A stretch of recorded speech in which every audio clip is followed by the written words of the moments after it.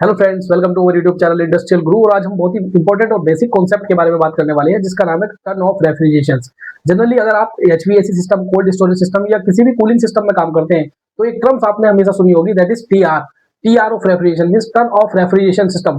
तो turn of refrigeration क्या है, वही आज हम इस वीडियो में डिटेल में जानने वाले हैं कि टर्न ऑफ रेफ्रिजरेशन एक्चुअल में है क्या, उसका मीनिंग क्या है। उसके मीनिंग को आज हम समझेंगे, अंडरस्टैंड करेंगे कि उसका मतलब क्या है टर्न ऑफ रेफ्रिजरेशन का, और उसकी यूनिट्स क्या होती है। तो जनरली जब हम टर्न ऑफ रेफ्रिजरेशन की बात करते हैं तो टर्न ऑफ रेफ्रिजरेशन का हम मीनिंग निकालते हैं उसके वेट से, कि टर्न ऑफ रेफ्रिजरेशन मींस, जैसे हमें पता है 1 ton of refrigeration is equal to 1000 kg। तो हम उसको रिलेट करते हैं वेट से। Ton of refrigeration is not relate with the weight, मतलब आप उसको वेट से रिलेट ना करें, क्योंकि ये एक वेट नहीं है। टर्न ऑफ रेफ्रिजरेशन वेट नहीं है, क्या है फिर? ये है एक कूलिंग कैपेसिटी की यूनिट। मींस जब आप टर्न ऑफ रेफ्रिजरेशन बात कर रहे हो, और कहां बात कर रहे हो? कूलिंग सिस्टम में।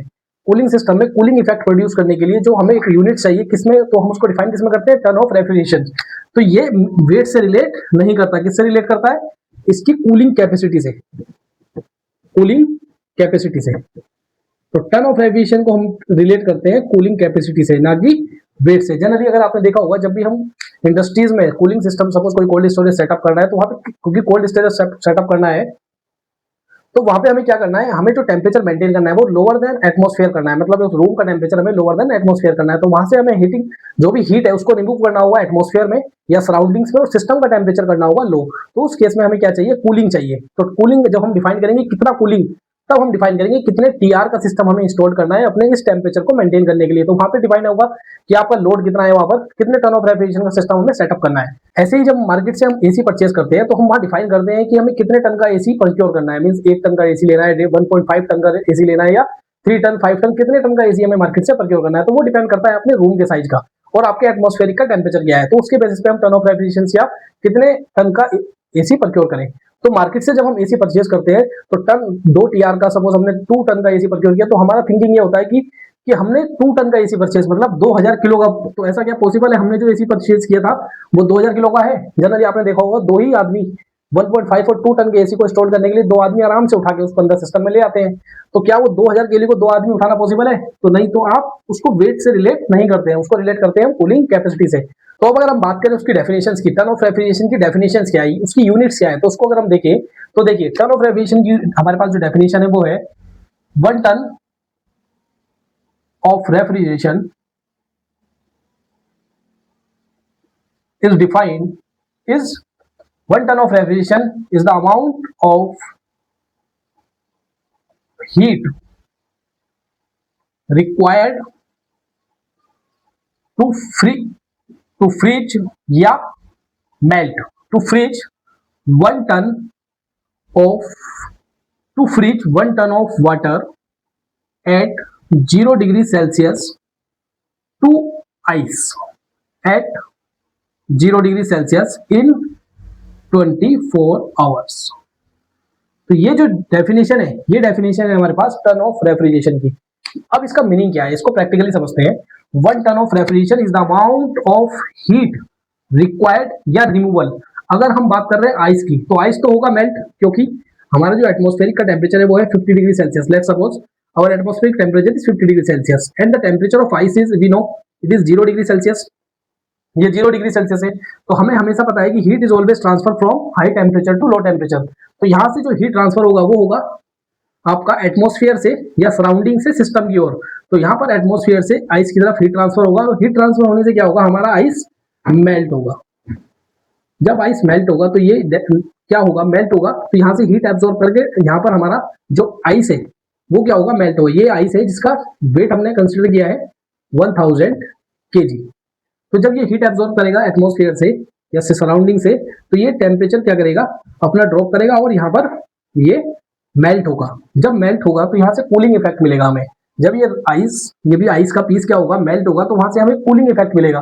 कूलिंग मीन्स जो उसका सराउंडिंग है वहां पर क्या होगा, टेम्परेचर उसका लोअर हो जाएगा। मीन्स अगर एक रूम में हम इसको रख दे 1 टन ऑफ आइस को, और जब ये मेल्ट होगा तो अपनी जो कूलिंग इफेक्ट है वो क्या देगा, सराउंडिंग्स को, जो सिस्टम मतलब हमारा जो रूम है उसको अपनी कूलिंग इफेक्ट देगा। तो जितना 1 टन आइस आपको 24 आवर्स में कूलिंग देगा, that capacity is known as 1 ton of refrigeration. मतलब आपको इस आइस से, 1 टन आइस से जितना 24 आवर्स में जितना कूलिंग आपको मिलेगा, that cooling effect is known as 1 ton of refrigeration. अगर हम बात करें यूनिट्स की तो जनरली वो कितना होता है, 1 ton of refrigeration is equal to 3.517 kilowatt, means 1 ton of refrigeration is equal to 3.517 kilowatt of heat removal. This is heat removal rate. Rate means ये पर सेकंड, अगर हम बात करें kilowatt which is equal to kilo joule per second, मतलब per second 3.517 kilo joule heat यहां से continuously remove होगा system से, आपके सराउंड यहां से जो कूलिंग इफेक्ट से आपके सराउंडिंग्स को। तो यहाँ पर 3.517 kilo joule per second heat continuously remove होगा आपके यहाँ सिस्टम से सराउंडिंग्स को, जिससे हमें कूलिंग इफेक्ट मिलेगा अपने रूम्स में। तो generally 1 TR of refrigeration is equal to 3.517 kilowatt. अब अगर हम टन ऑफ रेफ्रिजरेशन को और डिटेल में समझें कि टन ऑफ रेफ्रिजरेशन में जो कैलकुलेट करके हमने वैल्यू कैलकुलेट की है 1 ton of refrigeration is equal to 3.517, ये एक्जैक्टली ड्राइव कहां से हुई है, तो उसको अगर हम समझे और डिटेल्स में रेफ्रिजरेशन को, तो देखिए सबसे पहले अगर हम देखें यहाँ पर जो आइस है वो क्या है, किस फेस में है, सॉलिड फेस में, और यहाँ पर हमारा जो कन्वर्ट हो रहा है किस में हो रहा है, लिक्विड में। तो यहाँ पर डायरेक्टली फेस चेंज हो रहा है। जब भी फेस चेंज हो और टेम्परेचर सेम रहे तब हमारा कौन सा हीट रिमूवल एडिशन होता है, दैट इज लेटेंट हीट। तो सबसे पहले हमें कैलकुलेट करना होगा लेटेंट हीट। तो लेटेंट हीट को कैलकुलेट करने का जो हमारे पास फॉर्मूला है वो क्या है, latent heat which is equal to m into L. देखिए यहाँ पर जब हम टन ऑफ रेफ्रिजरेशन की बात करते हैं तो 1 ton is equal to 1000 kg, but in US system 1 ton जो कैलकुलेशन में स्टैंडर्ड लेते हैं this is equal to 907 kg। And we know latent heat of fusion of ice,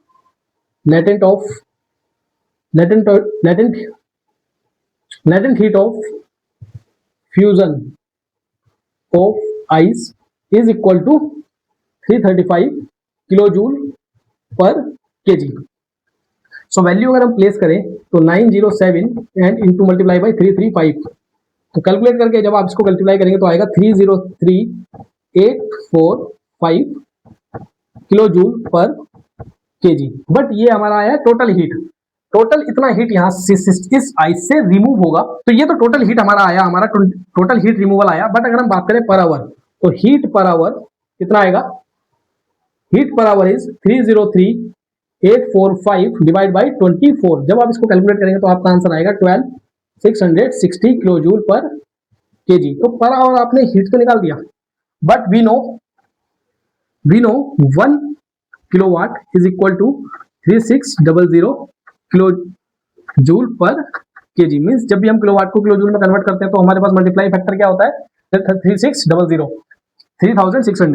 तो अगर हम इसे किलोवाट में चेंज करना है तो हम क्या करेंगे, 1266 डिवाइड बाई 3600, तो यहाँ पर हमारी यूनिट क्या हुई है किलोवाट, और जब आप इसको डिवाइड करेंगे तो आपका आंसर क्या आएगा 3.517 किलोवाट। तो 1 टन ऑफ रेफ्रिजरेशन जो कैलकुलेट होकर आया 3.517 वो इसी कैलकुलेशंस के मेथड से आया है। आप इसको डिफरेंट यूनिट्स में भी कैलकुलेट कर सकते हैं, किलो कैलोरी पर केजी में भी कर सकते हैं और बीटीयू में भी कर सकते हैं। तो जस्ट मैंने ये पूरी calculation kilo joule per KG के बेसिस पे कैलकुलेट करके आपको दिखाई है। तो होप आपको ये 1 टन ऑफ रेफ्रिजरेशन डिटेल में समझ में आया हो कि 1 टन ऑफ रेफ्रिजरेशन एक्चुअल में प्रैक्टिकली होता क्या है, और इसको जो 3.517 ये जो वैल्यू है ये कहां से ड्राइव हो गया है। होप ये वीडियो आपके लिए इन्फॉर्मेटिव रही हो। अगर वीडियो इन्फॉर्मेटिव रही है तो वीडियो को आप लाइक कर सकते हैं और हमारे साथ जुड़ सकते हैं।